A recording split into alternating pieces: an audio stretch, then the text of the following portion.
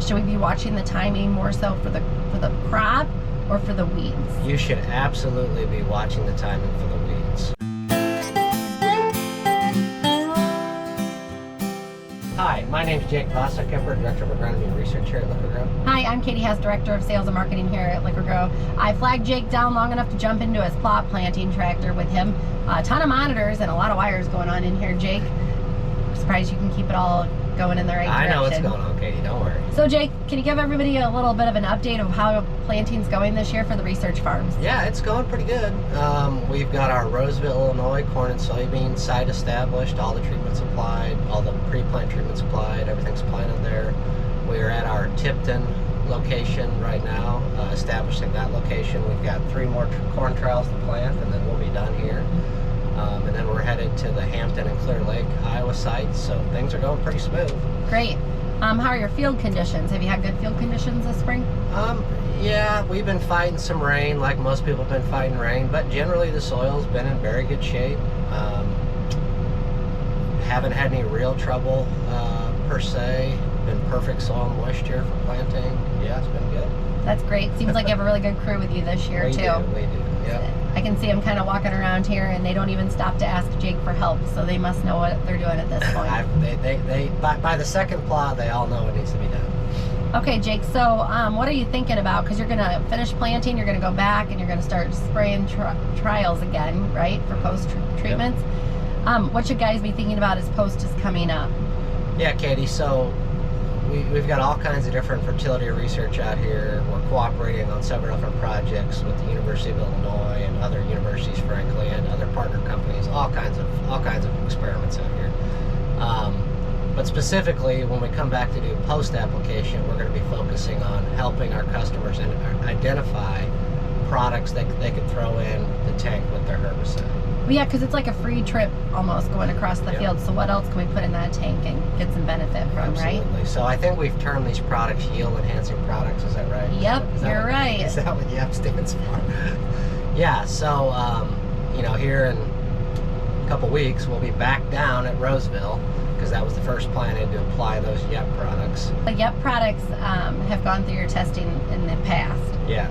And so where you say maybe you tried them at different locations and they worked at all 3 locations, you didn't just have one trial at each location. You have multiple replications of each trial at each location. Correct. And for the soybean YEP products, we actually have 6 locations over 2 years. And with each of those locations, they're replicated 6 to 8 times per location. And the reason having more locations and more years is important is we get to sample many different soil environments. We get to sample many different weather regimes and events. And that's all really important because that's what the customer experiences, right? We want to make a recommendation for what we expect to happen on average. And to do that, we need to sample many different fields and years and situations. And then we're looking for consistency in those products. That's really important. So you want consistency across all those different environments, and that's how you make a recommendation. Okay, Jake, if I'm a farmer and I'm thinking about that post-trip, I want to be able to kill my weeds. I want to kill them when they're small, right? Lay out those residuals. At the same time, some of these YEP products, you think, oh gosh, I want to make sure there's enough leaf area out there to be able to get these products on those leaves and into the plant. How important is that? Should we be watching the timing more so for the crop or for the weeds? You should absolutely be watching the timing for the weeds. Controlling weeds, killing weeds is a core fundamental of agronomy. In fact, I don't know if that was one of my core fundamentals of agronomy in the video I made about core fundamentals of agronomy, but it should. No, I think it was. It should be if it wasn't. We got to focus on what's important, right? And then I'm not saying these YEP products aren't important, but what I am saying is that weed management is the most important. So you do what you need to do to kill the weeds, okay? Don't worry about how big the crop is when you apply these YEP products. And I partially say that because when I'm out here doing this, I'm focused on the weeds. The timing in both corn and soybean is somewhere between B3 and B5. I'm typically focused on the earlier side of that B3 to B5. And there isn't a lot of leaf area, and that's true. But yet, we still are seeing yield increases from some of these YEP products. Okay, Jake, anything else on YEP products that we should be thinking about before I move on to the next subject? I would just comment that many of these YEP products, particularly in soybean, are amino acid based products, and what we know about amino acids is there's 21 of them that plants have to complete their life cycle and to maximize their yield potential. And even though there's not a lot of leaf area, leaves themselves can take up amino acids across the cell membranes, but roots can also directly take up amino acids. And some of the salesmen call me and you're suggesting, oh, there ain't no leaf area out here. How can these things do anything? Well, it's possible that these amino acids are actually being taken up from the soil. And I don't know that for a fact, but if you get a good rain event after these are applied, I could totally see where these amino acids are being taken up by the roots and not only the leaf area. So all I can tell you is what I observe and what I see and what I measure, and what I'm measuring is yield increases. If I had to speculate, it's because it is being taken up by the leaf, but it's also possible they're being taken up by the roots. Some of these YEP products, we're going to move on just to keep, because I know your team's going to want to get going here. Some of these products that we've talked about are seaweed based, which we both kind of cringe at that from, you know, years of experience with different seaweed based products.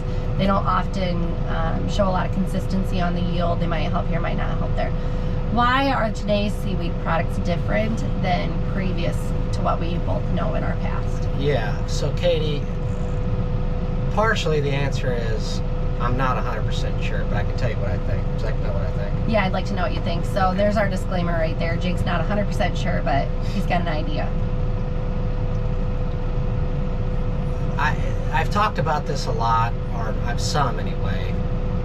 Our ability to understand how plants operate today because of our ability to understand plants at the molecular level is like something we've never experienced in the history of crop production today. Okay, we can understand plants like no tomorrow because we understand their genetic code and how they're operating. And these companies can apply, you know, not every seaweed extract is made the same, and there's many different types of seaweeds. These companies can apply a foliar spray of a seaweed extract, and then they can measure the response to that plant down to the molecular level, literally looking at how, not the DNA changes, but how different processes in the plants are changing. And so my speculation is that the genetic understanding of how plants are operating is the key to why we're seeing so many products today that are being brought to market.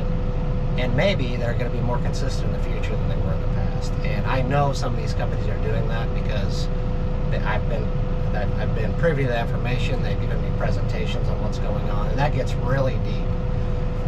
But I do believe that's why some of these products are more consistent today than they were even 10 to 15 to 20 years ago. So ask one of your agronomy field advisors. They'll be able to help point you in the right direction if you're more interested in that.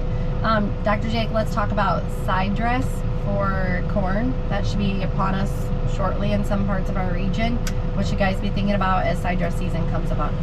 Well, is there anything else we can put in the tank too besides nitrogen? I haven't looked at a lot of,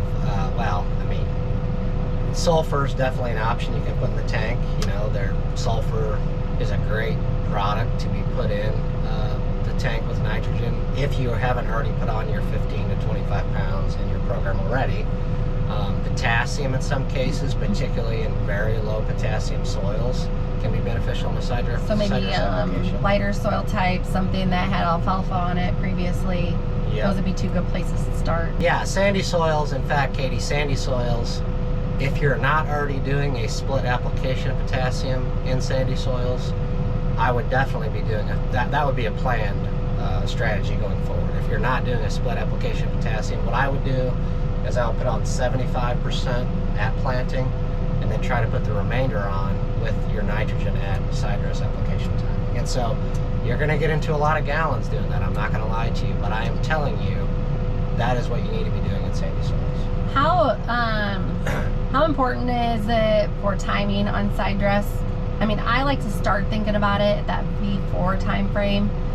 Reason being, you know, you don't know what the weather is really going to be. The weathermen don't know what it's going to be lately. And this crop can get very big very fast. And if you're going to do high gallons like this, you're going to go a little bit slower. So all of a sudden your timing just got a little more stretched out. And, yeah, you know, you really need to look at your calendar to see what you've got to work with. Timing is a great question, Katie. Is V4 too early? No, V4 is not too early. In fact, V4 would be the sweet spot.